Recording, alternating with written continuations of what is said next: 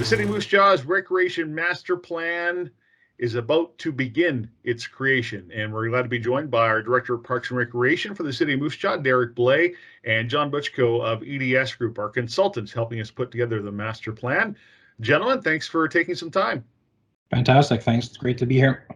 Thank you, Craig. It's real exciting, and Derek, I know you're incredibly excited. This was something that was approved during the 2022 budget discussions, the creation of this master plan, something that hadn't been done in this city. I think the last one you found, you came here, was what 1974? 1976, yeah. Okay. So clearly time to start planning for the future in the city of Moose Jaw now that we're in 2022. I guess first off, though, in your words, though, describe, why we need this plan. Yeah, no, thanks, Craig. I think this plan is going to be very important for our department as we obviously plan for the future here. We have a general sense of where we want to go, where we want to be in the next 10 years, but what we lack is that roadmap to get us there. So what this plan is going to provide us is that roadmap, and it's not just going to be driven from our department and our own thoughts. It's going to be a community-driven approach. We're going to be going out into the community, working closely with John and his group at EDS to get out there and really have a full engagement plan to talk to the households, to talk to all the residents, to talk to our stakeholders, talk to the youth, and really get their feedback on where they see parks and recreation services going in the future. Some things also identify some of the gaps we have in our service delivery, and just some opportunities to really help us prioritize as we develop our annual budgets and work plans and different things like that. And why was it important to engage a consultant for this process? Yeah, having that, I guess, really that external point of view is crucial. They offer a really unbiased perspective. They come in ensuring that, I guess, their research isn't going to lead to any preordained solution. They help maybe identify some areas that we may have been blind to in the past, but they also have the resources and the expertise just on the whole community engagement side of things and conducting those types of activities. They also have the software to compile the data into professional format. They're able to meet our timelines that we've identified with it through the RFP process. And then again, just the experience that they bring from a national and provincial level and the ongoing knowledge they have of those types of initiatives and how those can align with our plan and their experience working with other communities. Those are all things that I think are really beneficial to having this led in part by a consultant. Yeah, and John, so give us some of that background then with yourself and EDS and some of those communities you've worked with to do similar things. Yeah, and we're a landscape architectural and environmental planning firm. We certainly focus a lot on recreation planning. We bring every firm brings a bit of a twist to who they are and what they do, and we think, or we like to think, we bring a really good small town approach to things. We understand community values and what's important to the individual. There are, certainly some consultants that work on a very large scale with large cities. This is not a large city approach. I think this one has a very special touch and feel that we'd like to bring to it. So, as we've suggested, the engagement program is very important. As a firm, we've been working across Western Canada from Winnipeg right through to Vancouver Island, dabble a little bit in the Greater Toronto area, but really our sweet spot is in communities like Moose Jaw that have that small town character, but have some big community challenges. And it comes down to how well we plan looking forward, optimizing how we're doing things, trying to find financial efficiencies. So as Derek suggests, bringing in perspective from other communities is very important. A recent one we just completed in the city of Medicine Hat, your neighbor just down the road, albeit in a different province, but the same challenges. And so seeing what other cities are going through from fiscal challenges, political challenges, and political opportunities for that matter, it's good to bring those because we certainly bring added perspective of how other people have experienced and done things. So again, that's the outside perspective. There's a lot to be said too about the research. There's a lot of groups out there provincially, nationally, on the Parks and Recreation forums that have all kinds of good data, good research, surveys that go out nationally, provincially.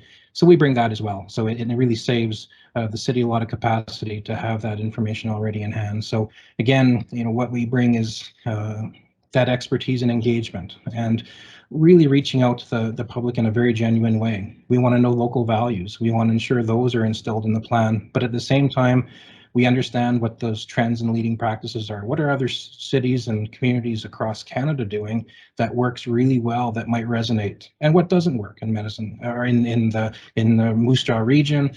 And that being said, we want to refine it to make it local, make it Moose Jaw. Right. And Derek, one of the things you mentioned about the plan is to really, well, the importance of having a plan so we can map out the next 10 years, but also then so we know this process ideally, I think will give us an opportunity to really understand clearly the needs and the wants of the community, and makes it easier to plan. So if a group comes and says, we want to do X, we've got through this process, we can identify, okay, well, yes, there's already a demonstrated need, or maybe not as we may have thought without going through this process. Is that roughly what we're trying to accomplish? Yeah, I know there's a few key words that you said throughout that, and one of them is demonstrated need. So we're often getting we get a lot of different requests throughout the year for different things that people would like to see, and where we have some difficulty is really prioritizing those in our future capital plans and our future programming plans. And again, the big part of this consultation piece is going to really help us prioritize those, again, based on community demand. If a high number of community residents are looking to see something, well, you know what, that's going to bump it up the priority list for us. It's something, it's going to be a community need, right? So it's not going to be something that we've drawn up or that we've kind of thought. It's going to be something that's coming right from the community. Yeah, and to be able to potentially forecast that down the road, I think of the pickleball courts that are getting built this year, and demonstrated need over the last few years from people in Moose Jaw who lobbied for that, and were able to put a plan together. But something like that now we should be able to identify earlier on through this plan, and see in the future a little bit better about what may or may not be needed as far as that goes, right? Yeah, I know. As part of the, I guess, the follow-up from the consultation is a lot of the survey results, a lot of the feedback we received are going to be incorporated into our final documents. So we are going to be able to, if someone has a specific inquiry about a certain amenity or program, we'll be able to go back to our master plan and say, you know what, this is what the community said about that. Here's where we have it prioritized here in the next 10 years. And it's going to be and again, I can't stress enough, it's not something that's being prioritized strictly from our department. It's a community prioritization.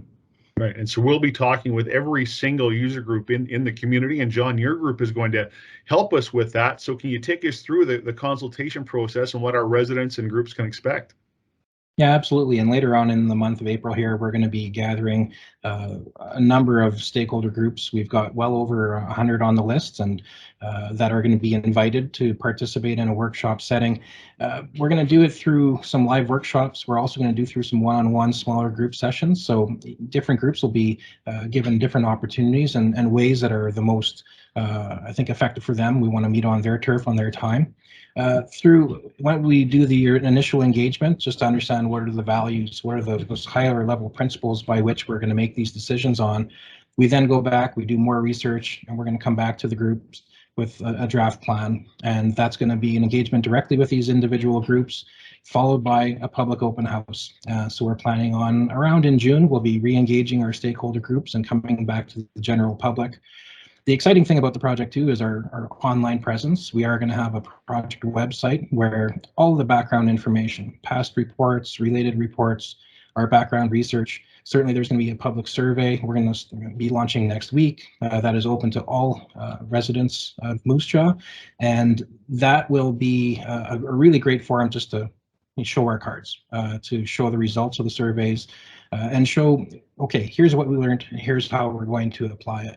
So really the engagement process starts now. Again, we're excited to launch our survey starting next week. I believe it's going to be midweek, around April 6th, where we're going to launch that. The website will be announcing through social media. It'll be a link off the city website, so look for that. Nonetheless, the collection of the data then gets put into the final report, and we're looking at completing that report over the summer months. So having the public engagement done in June, in July and August, refining the plan, and then coming back to the public in online presence to say, all right, here is the strategy, and then we'll be working through senior administration as well as council to have endorsement of the plan. Fantastic, Derek. Do you anticipate that? Yeah, end of this year, then ideally to have a plan adopted? Yeah, and based on the timelines we've been working on with EDS, yeah, I think end of the year is definitely a realistic target to have a full plan adopted, and we can hit the ground running in 2023. As we begin the process here with the survey and the consultations, Derek, any message you want to give to our residents who are taking part in regards to what we're hoping to get from them? We're officially going to launch the whole community engagement side of things, and with the household survey being released April the 6th. So I just ask residents to be aware of that.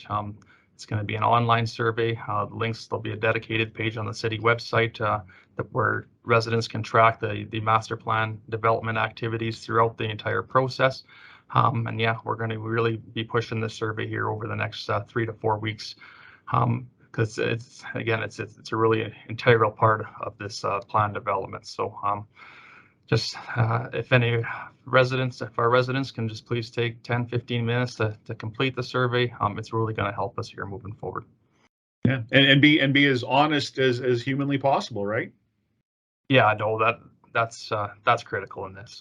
If there's some issues, we would like to know about them. If there's some ideas, we would love to hear them. So yeah, that's very important. Well, the survey, as was mentioned, you can find it in a lot of places, certainly by heading to the city website. Check out the City of Moose Jaw app. We'll have a link to the survey on there. We've got posters up with the QR code links that'll take you to the survey up in our facilities right now. So no shortage of opportunities to take the survey, and we certainly would welcome everybody to do that. Derek, John, anything you want to add? Just from my end, yeah, we're excited to work with EDS. They've come into this, I guess, into this plan with a lot of excitement and a lot of great ideas, and we just want to jump on and join in on that momentum and keep things going here. I think this is an exciting opportunity for the community to really shape what the next 10 years are going to look like. Yeah, absolutely. And, obviously we're an outside consultant, not from Moose Jaw proper, but we certainly have experience working in many, many communities like yours. So very excited for the opportunity. And just something I just wanted to add, just with respect to what is master plan. Master plan, it is a strategic document. It's not going to tell us where benches go and what color the benches are, but it's going to tell us benches are, and moving forward, that's just something that we need to include in parks. It's a living document. It's something that, it's not just going to last the time of 10 years. We may have to tweak things and revisit things as times change. Certainly things like the COVID pandemic was a curveball that we didn't expect. So not to say we expect anything, gigantic like that to occur within the next 10 years, but nonetheless, there's always the opportunity to tweak things. And so it's an iterative, it's a process that's going to evolve, and we want it to be a living document. And really the upfront, the engagement, hopefully it creates good communication and partnership between stakeholders, the public and the city, so that moving forward, it's more comfortable for user groups to approach the city and say, here's our great idea. Wow, it fits in the master plan, or maybe it doesn't, and let's work on it together. So really it's a demonstration of how we can work together over the next 10 years.